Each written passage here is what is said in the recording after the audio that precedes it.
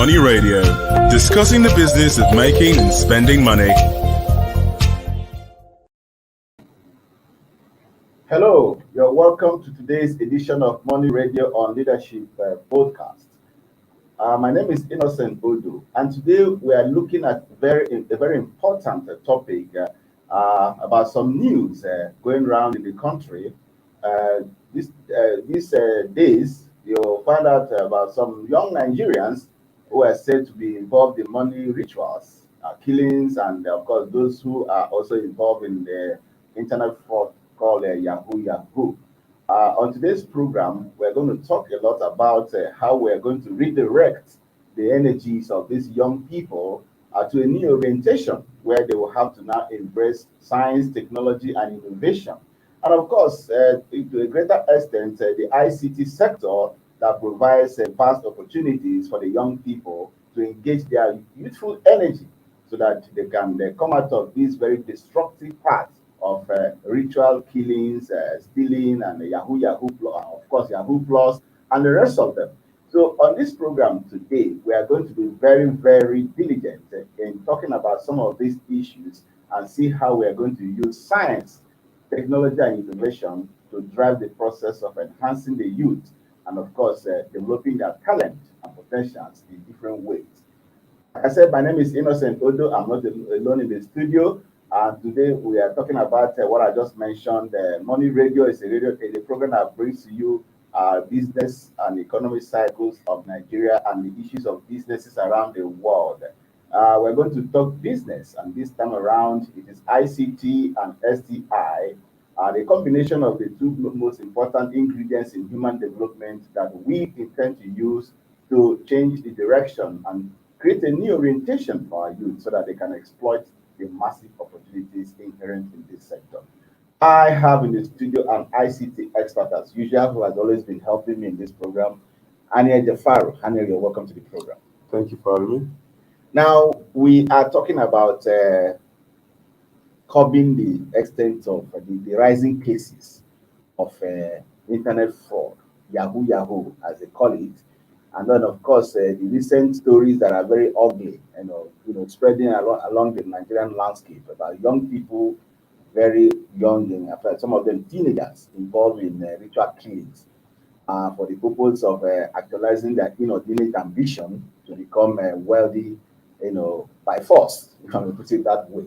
So we have an opportunity to redirect the minds and change the orientation of these young people. But we must do that the way we normally have to do in the program, introducing them to ICT, introducing them to STI, that's science, technology, and innovation. That will go a long way in trying to expand. And of course, change their minds, remove them from that destructive path that some of them have actually chosen. So what is your take on this? So let me start from the ritual killings. The ritual killings has nothing to do with, yes, probably most persons would align them to Yahoo Yahoo because it initiated from there. It started from there, but I think it's a harm on its own. But probably because the guys that do this, they are young guys, and the guys that do Yahoo, they are also young guys. So it's one can assume that they are the same persons or the same category of persons. They may be of the same age group age group, but they are two different ideologies completely. You get the Yahoo Yahoo, which later advanced to Yahoo Plus, which is the integration of the ritual killing and the Yahoo together, Yes. is what we would look at. There is the plain and proper ritual killing, which is completely out of place. Then there is the Yahoo Plus, which is the combination of the Yahoo Yahoo, which is the internet fraud, and the ritual killing, or attaching spirituality to the internet scam. Then there is the internet scam on its own, standing alone. So it's a three-dimension, three angles. There are three angles to this. So they are all bad. Not minding the angle we want to look at. They are all bad. But our role now is to see how we can. It's easier to convince those that are internet fraudsters. Those that are internet fraudsters will start by looking at what even made them to become internet fraudsters in the first place. It all started with no job. It all started with, I'm a graduate, there is no job, and I don't want to kill. I don't want to pick a gun and go to the street and start robbing people. So what's the best way? Where can I channel this creativity, this intelligence to? There is a computer, there is the internet, and there are people who want to fall in love. Why don't I make myself available to give love? And that's where the whole Yahoo thing started from. It started from a romance scam where people pretend to be in love, emotionally attached to someone, usually someone that is not based in Nigeria. Yet now, once that there is the person has invested a level of emotions to that relationship, the person in the Western world would now invite the Nigeria, using Nigerian as an example, to come visit and get married, and before you know what's happening, the person is a citizen. Then there is divorce case. Then the guy is already a citizen. So it started from there. And now once there is divorce case, it means that the guy would now partake of the benefit, of the earnings of the Western. And so that's where it started from. But the root cause was because there was no job. That was the root cause. There was no job. Nigerians are intelligent, Nigerians are creative. So they need to look for a way to fend for themselves. And that's why they began to do that. Now, it became when people now started to realize, the Westerners now started to realize that, okay, this thing seems to be a scam. Then the Nigerians from the other end now realize that these Westerners, they are now getting wiser. So that's when they now introduced the Yahoo Plus, which now it's like compelling them to do what they don't want to do. By doing that, the money the money is a real money that is owned by somebody in the Western world, but the person would, because the person is probably compelled, the person would make payments to certain place that is not supposed to make payments to. So that's the Yahoo Plus. Now that is completely different from the plain ritual killings that is meant to ensure that you get somebody's property, or you do some girls or some person's private properties or private things to carry out ritual activity. That's completely different. It's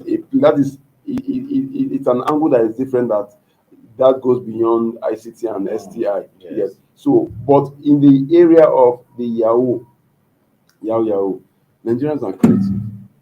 Yes, indeed, Nigerians are creative. But it's maybe that lack of job can cause people to begin to do things in this very negative way.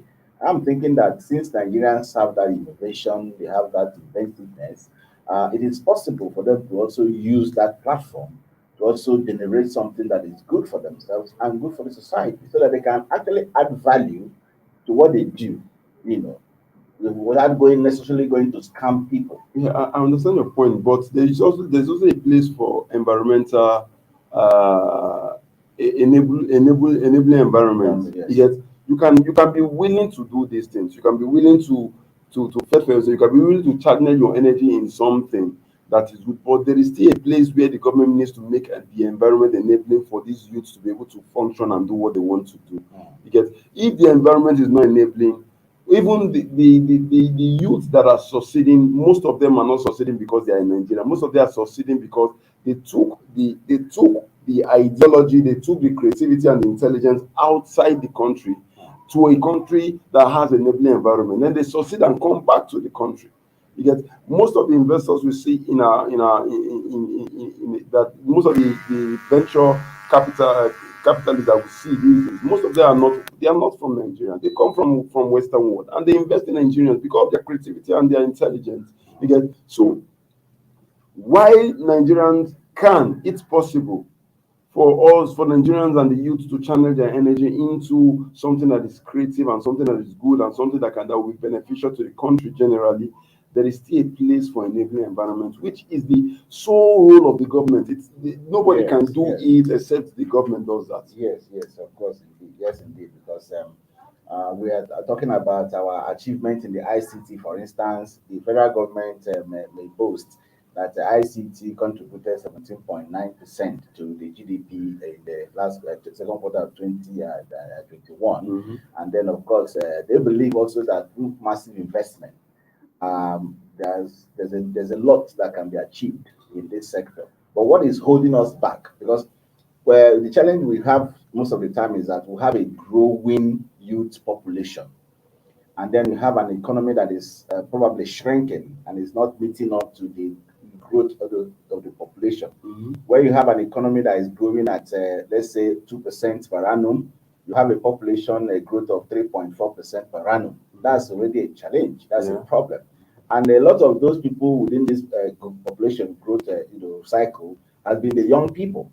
And it is understood that a lot of the young people, actually fell within the category of those who do not have jobs. According to the statistics from the MBS, 3.3%, unemployment figures, and a whole lot of them are among the youths.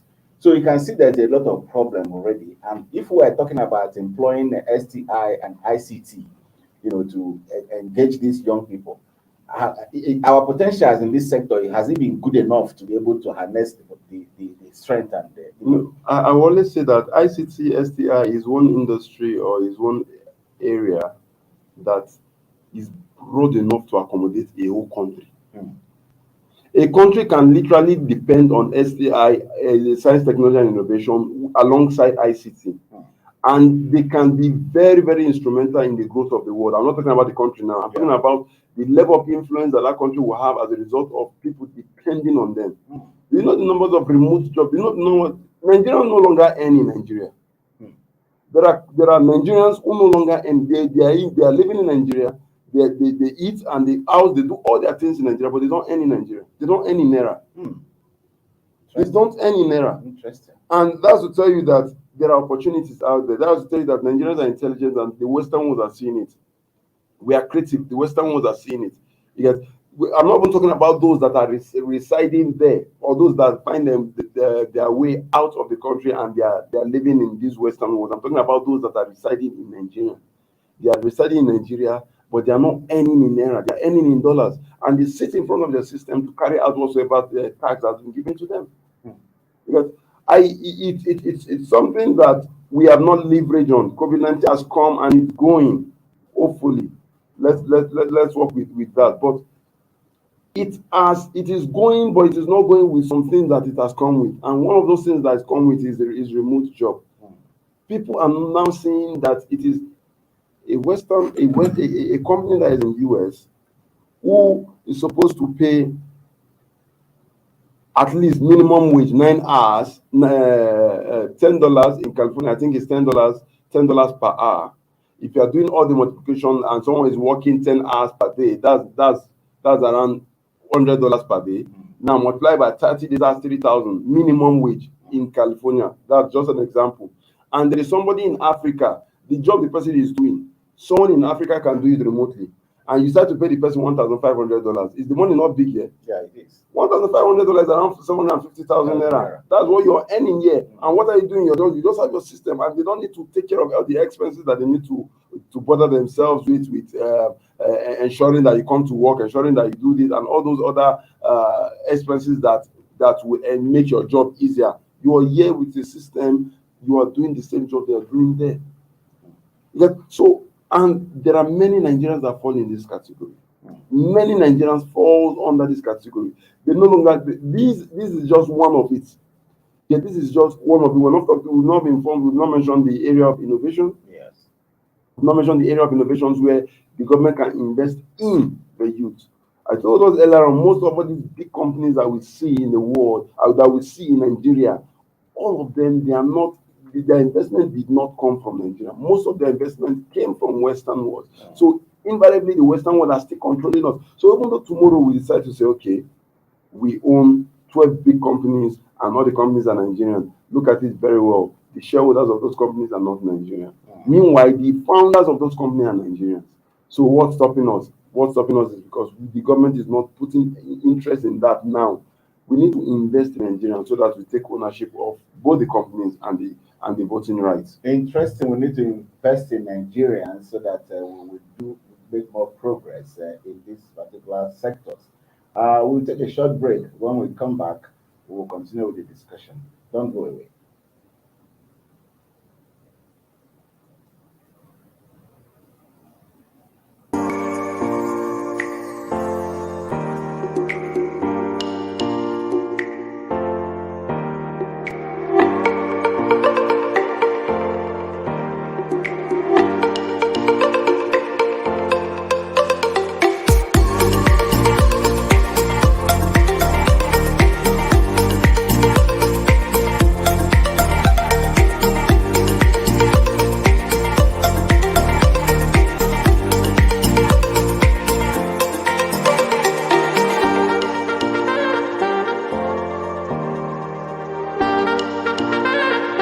For sponsorship and advert placements, please contact 080-3688-6158. Last Word Leadership Podcast Studio. You have the last word.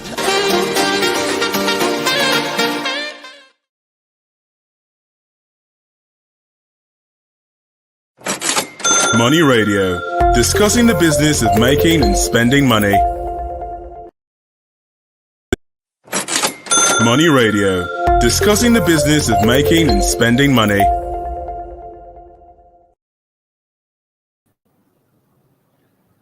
Welcome back. If you're just joining us, we are talking about how to use science, technology, and innovation, as well as the ICT, to redirect the mindset of the young people so that some of them who have fallen into the trap of internet fraud and what they refer to as the ritual killings of nowadays will come back to their senses and use science, technology, and innovation to change their destiny and also add value to the nation's economy.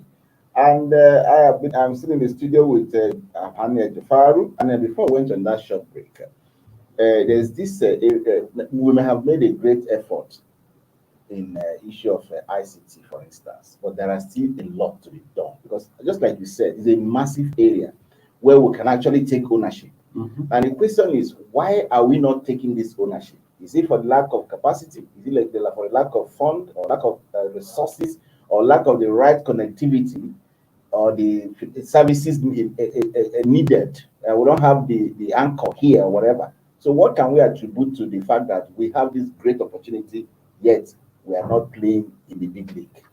Well, I think political will is one of it. Political will is one area that I think we have so much. It has so much dealt with us. We have always have leaders who focus on certain areas, forgetting the fact that the youth also need a level of attention. We've not had, in fact, since we came back to democracy in 1999, I think this will be the first time we are having somebody that was in as minister of communication, someone that is in the field, that studied it, and in a way has a high level of experience in it because he was moved from this that. Yes. So that is why we were seeing high level of growth and some achievement. Yes, where we are seeing the GDP reflecting now. Very soon we'll be launching our own developed satellite.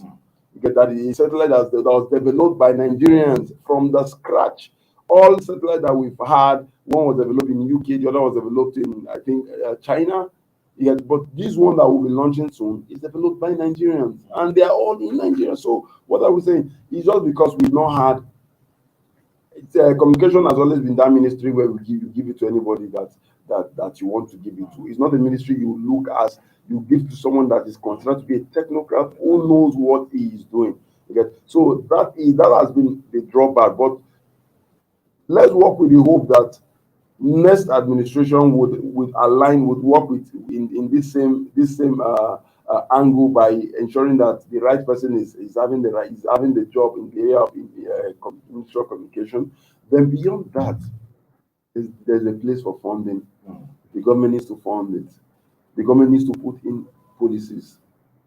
We have the Senate Committee on ICT and Cybercrime. What are they doing? They need to put in policies. When you meet them, they will tell you that they've relegated the area of policies, ICT policies, to NISDA. Because NISDA will tell you that we are bringing forth policies. Yeah, they are, but why it is true that a part of that act, it gave NISDA that role to create policies. They should not, the ICT committee on the ICT Senate Committee on ICT should not just go to sleep. Like the Cybercrime Prevention and Prohibition Act 2015, up to now, 7 years after, we are still using the same act. Meanwhile, there are new terminologies, new things that have come to the cyberspace and cybersecurity and cybercrime that is not in that act. In fact, the act, as at the time it was created, it may be considered to be good, but it was not. Yet now, 7 years down the line, we are still using that act. ICT is not supposed to be like that. ICT is an industry where you regulate probably every 2 years. In fact, 48 years is obsolete. 48 months, sorry, is obsolete. Yet so it's an area where you need to develop new policies daily, every now and then. Let new policies be coming forth. You will have enforcers. We don't have enforcers as long as ICT is concerned, and the police cannot enforce what they don't know. So they really cannot. They can't enforce what they don't know. Yes. So we need enforcers in the area of ICT and the area of cybercrime, because there are new policies like the ND, the Nigerian Data Regulatory Protection Act, that it needs an enforcer. And I remember that even sometime last Friday, there was this World Privacy Day. Yes. Where the Minister of Communications and Digital Economy, Isa Ali Pantami, and a whole lot of stakeholders actually gathered to celebrate that day. And they were so particular about the importance of data protection in order to create that standard for Nigerians who do business to add value to the economy. So anytime the minister talks, you see that technocrat talking, someone who understands the variables, trying to move them to this sector for the people to have a proper understanding of the developments around the area, so that they can have awareness in that. But then that is not just about it. Even the awareness, how much of awareness do we have on issues of like digital financial services, digital links, data and data processing and the rest of them? How much of that do Nigerians know? See, when it comes to awareness, there are different ways people get aware. One of it is by information, someone telling you. Yes. Another way is by observation, someone seeing the impact, the effects of not acting to that.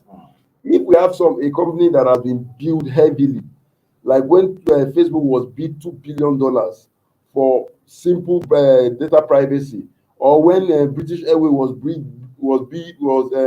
fined almost $1.8 billion because of data privacy. Now, this is not that they carry data and give somebody. This is because they allow their system to be hacked and information were retrieved. Yes. You get that will make others to sit up.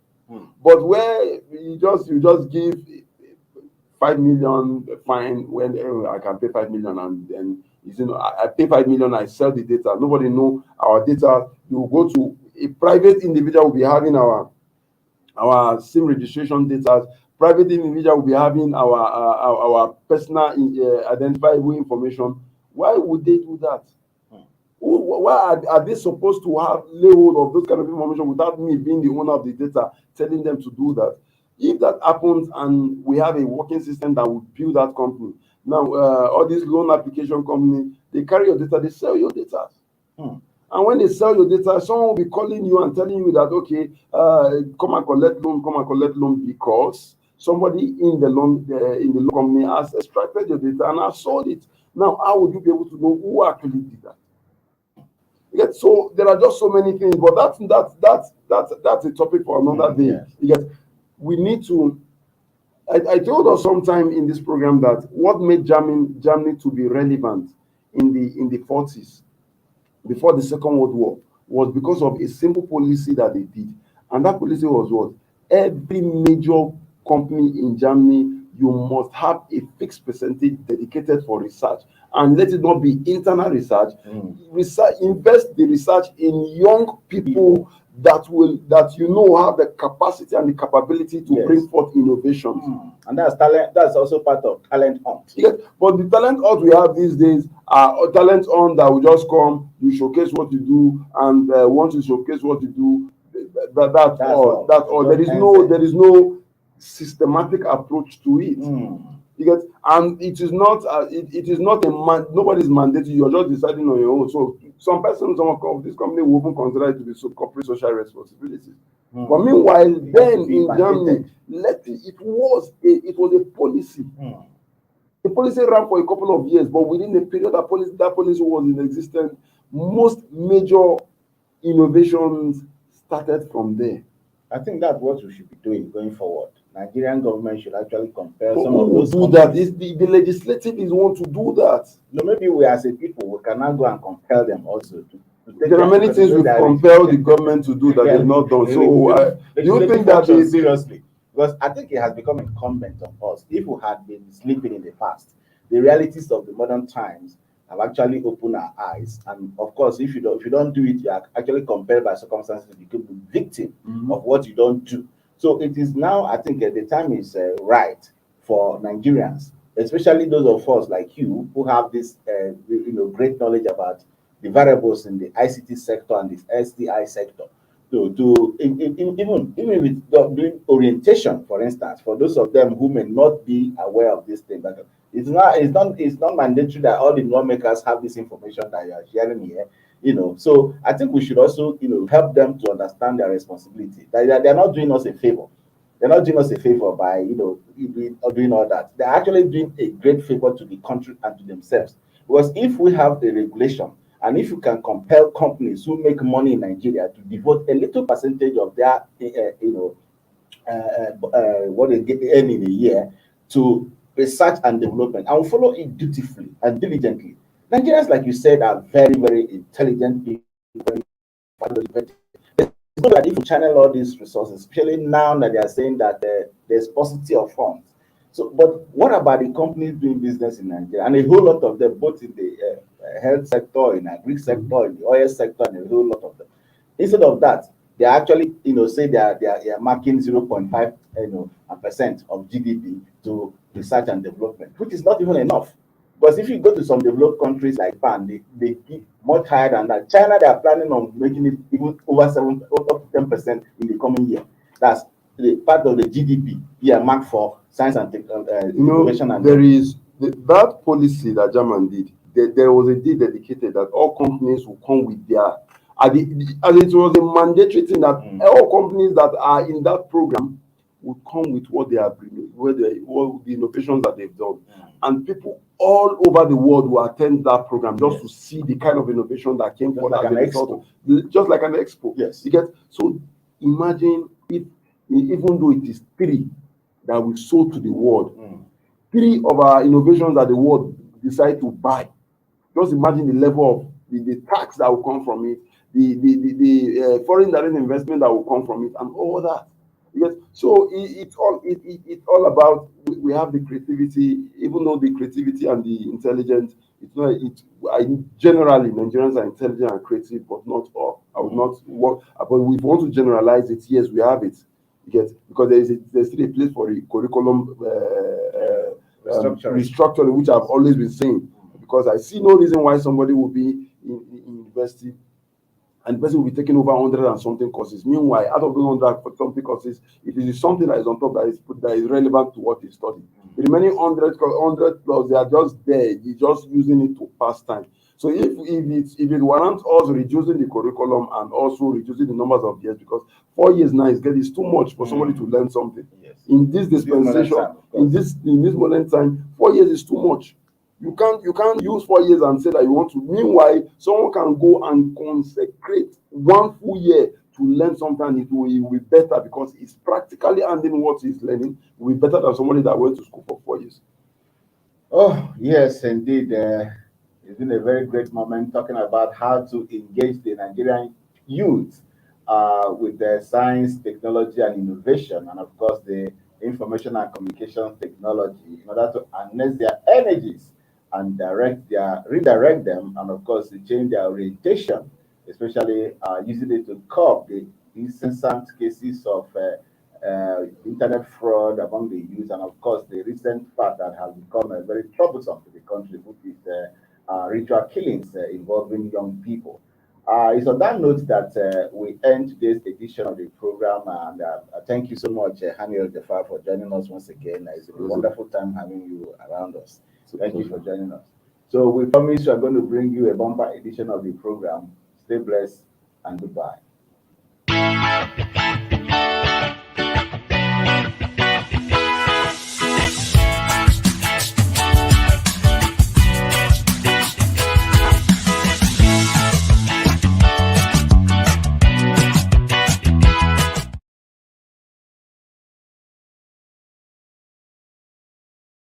Thank you for watching. For sponsorship and advert placements, please contact 080-3688-6158. Last Word Leadership Podcast Studio. You have the last word.